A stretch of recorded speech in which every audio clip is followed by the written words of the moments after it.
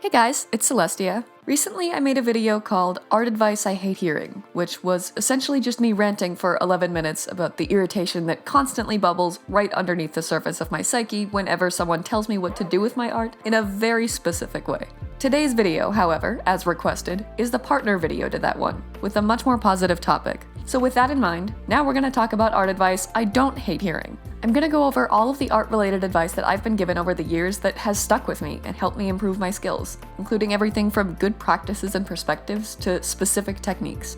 As always, let me preface this by saying that I don't consider myself an art expert in any capacity. To say I still have a lot to learn about art would be an understatement of epic proportions. So while this advice did help me personally, I'm also not going to claim that any of it is objectively correct or the right way to do anything. It's just what I was told that happened to work for me. Alright, so let's get into it. First of all, the most impactful advice I think I've ever received is to use reference for everything. I know everyone's heard this, and I dismissed it when I heard it too because that kind of goes without saying. It feels like really obvious advice that everyone already knows, and the reason I was so quick to disregard it was because I was inherently cocky without realizing it. I assumed that if I looked at a reference of something that I was drawing one time, I would be able to draw that thing without references every time I drew it again. And I mean, to an extent, there is some genuinely valid logic to that. The more you draw something with reference, the more you develop your ability to remember, visualize, and draw that thing without reference. But not only does that take a great deal of time and repetition, it's still not flawless, and it still won't offer you the same degree of accuracy and quality that actively looking at a reference while you draw does. A year ago, I was only looking for and using references of things I didn't have a lot of experience drawing, or couldn't adequately visualize. That meant I wasn't using reference for faces, for hair, for most clothing, or really anything that I thought I didn't need reference for. And while the art I made like that wasn't bad in my opinion, using references for every single aspect of my art since then, including the parts that I felt confident drawing without it, has been the biggest way that I've been able to help myself improve and grow my art since I started this channel in 2020. It can be tedious to find adequate reference for everything: expressions, hair, poses, clothing, backgrounds, props, whatever. And I don't do this for everything I draw. My doodles, warm-ups, sketches, for fun art, and so on don't have nearly that degree of detailed research put into them. And I don't think I'd enjoy those aspects of my art nearly as much if they did.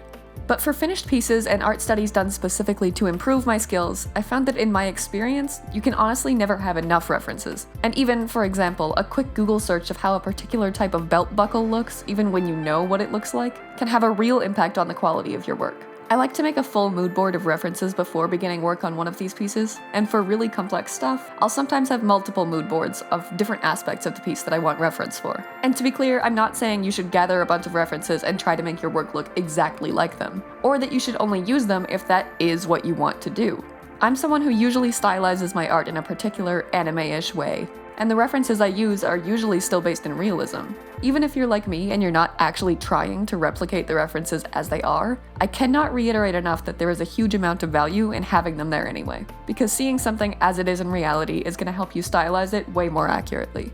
Somewhat related, the next piece of advice that I really needed to hear was, stop avoiding aspects of art that you struggle with. Using frequent references is a really good way to help yourself with this, amongst many other things, which is why I bring it up now, because having those references readily available makes it a lot easier to motivate yourself not to avoid the things you're not good at. Personally, I used to avoid drawing hands, feet, and backgrounds as often as I possibly could because I was still very much in the mindset of drawing very quickly, very often, and subsequently without using much reference, if any at all, which meant focusing all of my pieces on the aspects of art that I was confident and comfortable with. I ended up using super bright colors, detailed hair, thick line art, and sparkly eyes as a crutch because they were what I was good at, and I tried to use them to cover up all of the things that I was bad at. And while this can be an easy way out for a while, it's ultimately a habit that's going to get in your way long term. You'll improve at the things that you do a lot and were already good at, but if you never try to improve or work on your weak points in art, your art as a whole will never be able to really grow past a certain threshold. I can't stress enough how important it is to force yourself to keep drawing the things that you struggle with. Keep looking at references, keep practicing your weak points. It'll get easier with time, and while it's certainly not as much fun as drawing what comes easily and naturally to you, it will eventually make it so that more and more of what you draw will come easily and naturally to you.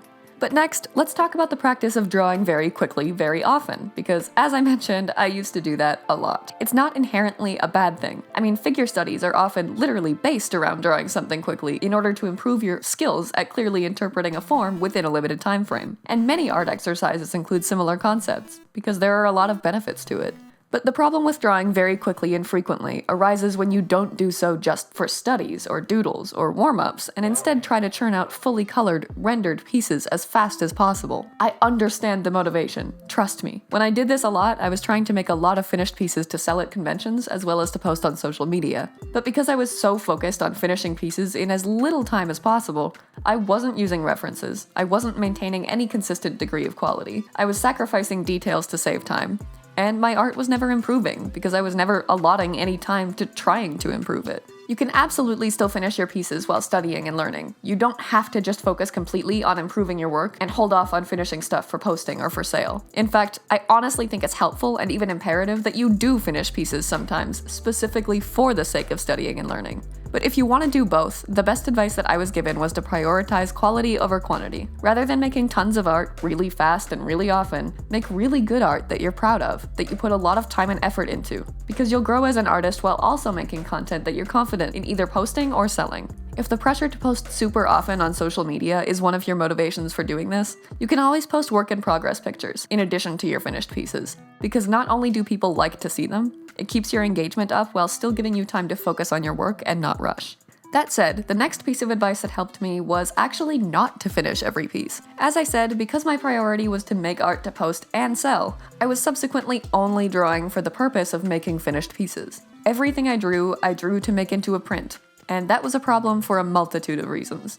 First of all, obviously, it's very difficult to improve your art if you're never actually studying, and rather than looking for ways to draw better, you're just using the same level of skill to draw more content, and subsequently stagnating. But equally important is the mental aspect. I completely understand feeling the need to make the content that people want to see and trying to monetize it. But if you're only ever making work for the purpose of selling or posting it and never drawing for pleasure or fun, you're eventually going to lose the passion for art that drove you to pursue it in the first place. Ever since I started just sketching whatever I wanted without worrying about whether I'd finish it or post it or sell it, I've been way happier and I've improved a lot more. And I still end up finishing a lot of content because drawing what I enjoy means I end up wanting to finish a lot of the sketches I start anyway. I honestly can't recommend highly enough that every artist have a sketchbook, or the digital equivalent, that they use just for sketching for them. Whether it's for study or for fun, the benefits are huge and there's nothing stopping you from finishing your favorites if you want to anyway. But knowing you don't have to post everything you draw is freeing and very helpful. The next piece of advice that helped me a great deal is one that I've actually mentioned before, and it's to never give up on a piece that you wanted to finish because you don't like the way it's turning out. Leaving your comfort zone and trying new things with your art is a good thing, but it also often means that there will be many points during your process that you don't feel confident in yet because you've never done them before. And the biggest thing I think I've ever learned about art is that even if it doesn't look the way you want it to in these moments, these are some of the most important, pivotal moments when it comes to your growth as an artist. Pushing through these feelings of insecurity and finishing those pieces that you're not sure about, that you think don't look good, that's so important. I've said it before and I will say it many times again. The pieces I'm most proud of, looking back, are the pieces that I almost gave up on halfway through because I was trying out a technique I wasn't confident with and I didn't like how it was turning out. You're not always gonna love the way it turns out in the end either, even if you do see it through anyway. But taking that first step and committing to doing something new with your art, rather than giving up because you're not perfect at it yet, means that you'll only get better at it from there on out. Whereas if you'd given up, you'd never have had that opportunity to improve to begin with. Next, and this is another piece of advice that I think I've mentioned before on this channel, a very cool artist friend once told me to look at the work of my favorite artists that I looked up to and wanted to draw more like, and actually sit down and analyze what particular aspects of their work made me like it so much. It's really easy to look at an artist that you think is way better than you'll ever be, and see what they create and think, oh my god, that's amazing, I could never do that. But if you actually take their art apart into specific elements that you admire and want to incorporate into your own work, it becomes vastly more achievable. I have a whole section of my bullet journal where I just list artists whose work I wish I could create, and spend an evening just staring at their art like the creepiest of stalkers and formulating a detailed sub-list of the things that they do in their work that I want to start doing. And suddenly it becomes less of, I could never be like them, and more of, here are some ways I could be like me with techniques that they use. The goal should never be to just erase your own style and replace it with someone else's, but doing this helps you improve your own by integrating techniques used in the styles of others that you look up to. I think this also helps you find your own style, or at least identify what you want your style to be, by figuring out what parts of other people's art you like. You can combine those parts into something that's unique to use in yours, even if you haven't fully established what yours is yet.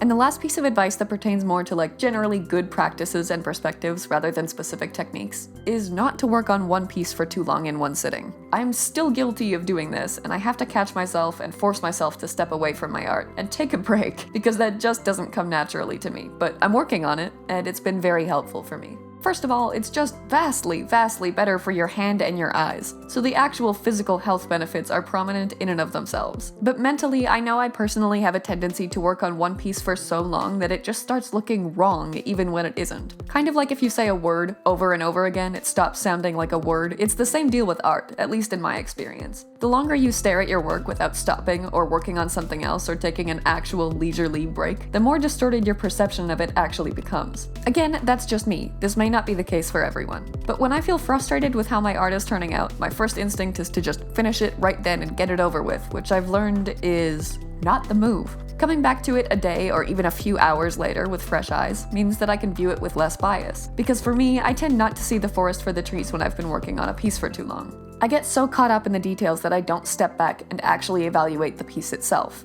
And this advice has helped me a great deal with that issue, because when I do come back to it, I can either see the main problem with it that I was having but couldn't identify, or I realize that I'm actually pretty pleased with it and I was just scrutinizing it for too long. Alright, so this last section here is going to be more of actual art techniques that were recommended to me and helped me a lot, and the first is to thumbnail all of your pieces. I don't mean just doodles or things that you're drawing mindlessly, but if you're drawing a piece to post or sell professionally, don't go into that piece by coming up with a detailed sketch and sticking with it. Draw several, if not many, general concepts for what you want to draw before you actually invest your time in detailing a sketch for that piece. So, for example, if you want to draw Inuyasha unsheathing Tetsaiga, which I'm definitely not projecting about a time when I was distracted and drew him unsheathing it behind his back while also having it somehow already unsheathed on the other side of his back. Anyway, come up with a few very vague, figure-based composition ideas of how you'd want it to look. Don't worry about the details or how the character looks, how accurate their positioning is, or anything like that. But worry about how it translates when you zoom out and look at it based solely on how things are placed. Think about your use of negative space, where you want the focus of your piece to be, the perspective you want to use, etc. And just make some really messy 2-minute sketches of what the piece you're envisioning could look like. It'll help you see any problems with the composition of your piece before you've committed a lot of time to detailing that sketch, help you figure out how you want your piece to look, and is just generally so helpful in translating what you see in your head to what you draw. It helps you visually communicate the basics of what you want to be included in that particular piece, based exclusively on elements that will be recognizable regardless of the level of detail you'll end up including. What I mean, to be clear, is that if you don't do this, you might end up drawing a beautiful character with intricate detail, perfectly executed shading and lighting and clothing folds, and then realize that the viewer's eye actually isn't drawn to where you wanted it to be, or it just doesn't look right because the composition of the piece wasn't considered before you included that detail. So if you were to zoom out and make your art super, super tiny, where no one can see how nicely you shaded or how intricate the design is, would it still look how you wanted it to? If the answer is no, you're going to want to realize that early on into the piece's development, where you can still change that relatively easily, so ideally in the thumbnailing and sketching phase, rather than finishing the whole thing and then noticing that particular issue. Finally, these last 2 pieces of advice that I found really helpful are smaller things, but definitely valuable nonetheless. First, try to avoid petting your lines. For anyone who's not familiar with that term, petting your lines means drawing many small lines over each other rather than one long, clean stroke. I'll show 2 little doodles here, one with petted lines and one without, to give you some kind of visual representation. This is still something I struggle not to do in my traditional art because I have exceptionally shaky hands due to a medication I'm on, so I really do understand how hard of a habit this is to break, and I don't think it's even really possible to break it altogether. But it's something that's really helpful to be conscious of in your work, especially if you're working digitally and can undo and redo your strokes rather than petting those lines. The other piece of advice was not to take the easy way out with what you sketch just because the entirety of it won't be visible in the finished piece. What I mean is, like, say you're drawing a character in a huge baggy sweater. It can be really tempting to not draw proper anatomy in the sketch because a huge amount of that anatomy won't be visible under the sweater. It can feel like a waste of time, especially when you're rushing, but it really does make a difference. It's really easy to draw the rest of the body that is visible incorrectly because you don't have the reference of the other proportions that you didn't draw. If the whole torso and arms are covered by a big sweater and you didn't bother to draw at least a skeleton of the body underneath it first, it's more than likely that you'll unintentionally make the torso too short or long, make the arms too short or long or in impossible positions, and just generally make anatomical errors that will make the rest of the piece look wrong as a result. The same goes for backgrounds. If you're sketching a piece and you know that parts of the background will end up being obscured by a character, it can be really tempting to just not draw the background in that area. But if you draw the character and then the background only where the character isn't, there will be tons of errors in how that background looks, and the parts of it on one side of the character probably won't match up with the other side, amongst other issues. So to summarize, the advice I was given was essentially to always draw the body before the clothes, and always draw the background before the character. Or conversely, draw the character and then draw the background in its entirety with the character layer not visible. And there you have it.